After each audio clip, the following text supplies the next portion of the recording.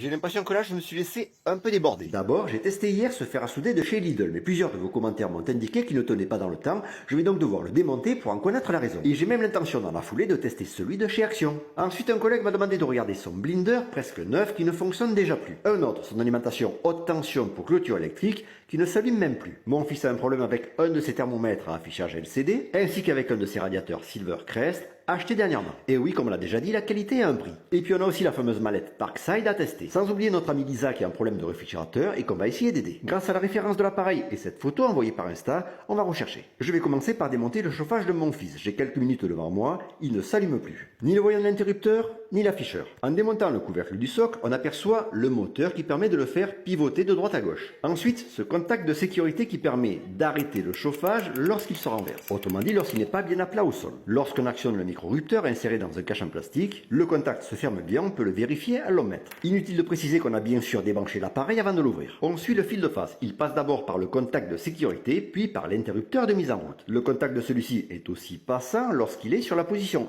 1. En allant un peu plus loin, en démontant la grille, vous faites télécommande, gadget inutile. On a accès à la carte de commande et à la carte de puissance, sur laquelle on aperçoit les deux petits relais pour moteur de pivotement, plus résistance et ventilateur. Attention pour l'écrou de blocage de l'hélice, c'est un pas inversé. Voilà, on a ainsi mieux accès à la résistance et aux sécurités thermiques. Elles sont au nombre de 2, un bilame et un fusible thermique. Pour le bilame, la coupure est temporaire en cas de dépassement de la température.